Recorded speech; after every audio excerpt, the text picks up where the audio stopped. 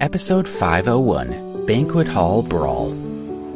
Edwin hesitated for just a moment, and Alex took the opportunity to clock him in the middle of his chest with a forceful punch. He watched Edwin fly through the air, land several feet away with a heavy thud, and then roll to a stop. "How dare you attack me?" Edwin said with a scowl as he struggled to get up from the floor, his hands shaking with anger. Alex had humiliated him in front of Baltimore's wealthy elites, and the embarrassment he felt was crushing. In spite of the intense pain, Edwin stood up, picked up a chair, and rushed over to Alex while holding it above his head. "Don't even think about it," Louisa shouted. Her voice stopped the man in his tracks. She walked over to Edwin while taking a drag from a long cigarette, and her bright red heels clacked on the hall's polished floor. "You're not a fighter," she said. "What the hell are you doing? If you don't stop now, Alex is going to beat you into a pulp." He gritted his teeth and gasped for breath. "Do I seriously have to let this kid walk all over me?" he thought.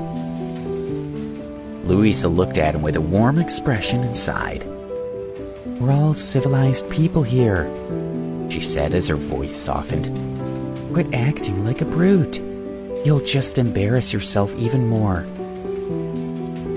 Edwin threw the chair aside, wiped the wine off his face, and retreated to the side of the hall, still seething with rage.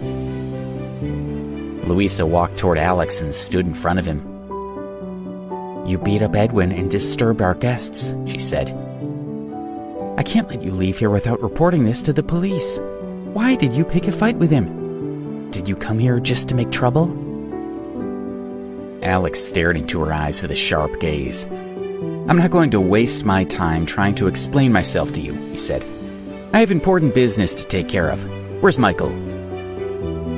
She was slightly flustered by his stare, and she averted her eyes, but she felt her anger start to boil inside her. "What did my family ever do to you?" she asked.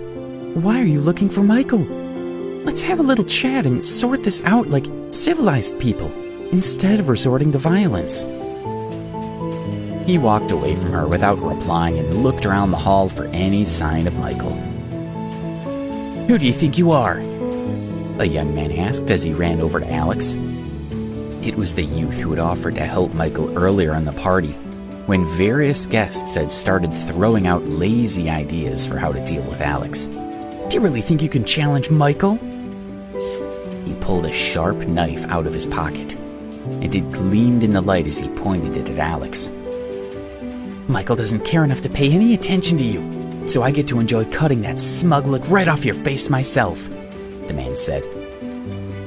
Before he could move, Alex struck his arm, causing him to drop the dagger. Alex caught the dagger midair and plunged it into the man's arm. Everyone stepped back in shock as they watched Alex pull the dagger out of the man's arm, and they screamed as a stream of blood poured from his stab wound. They turned away from Alex completely, fight forgotten, and rushed to grab napkins to staunch the wound. "So the rumors were true," the man thought as he clutched his arm. "He's as vicious and dangerous as a tiger." Alex tossed the dagger aside and looked at the man with a smirk. "This Michael guy is such a wimp that he hires people to fight for him," he said. "Some big brother he is." He sat down, pulled another chair close to him, and rested his legs on it, leaning back in his seat. The whole banquet hall was silent. Everyone had retreated to the sides of the hall, and they stared at Alex as he relaxed, like nothing had happened. The people who had said that Alex wasn't worth even a moment of Michael's time didn't dare to say anything more. Although they were surprised by Alex's strength, they still couldn't bring themselves to respect him. "Is that all you've got?" Edwin shouted to Alex from the side of the hall, brushing his disheveled hair away from his eyes. "What a shame. Stabbing someone isn't very impressive, Anyone with a knife can do that. I thought you were supposed to be a skilled martial artist." Suddenly, he felt a sharp pain in his face as something hit his mouth and broke several of his teeth. His mouth filled with blood, and he spit fragments of his teeth out. He looked over at Alex, who was still sitting in his chair in the middle of the floor. It seemed like he hadn't moved from his seat. "What the hell was that?" Edwin wondered. "Is he really so fast that I didn't see him move? That's impossible." He covered his mouth as he scrambled to gather some napkins to try to stop the bleeding and picked up the bits of teeth on the ground. Michael was still nowhere to be seen, so Louisa decided that she needed to try again. "What are you trying to accomplish here?" she asked Alex. Alex ignored her again and looked up at the second floor of the hall. "I know you're up there, Michael," he said. "Are you just going to keep standing there and watching while we fight down here? Do you think you're too good for us? Or are you just afraid to get your hands dirty?" "You sure do talk a big game for being such a savage little punk," Michael replied as he appeared on the balcony, and everyone looked up at him. "You just shanked someone like a criminal. What a loser." He walked down the stairs with a strained expression, as if he were trying to act more confident than he felt. "You should be ready to take responsibility for your actions," Alex said.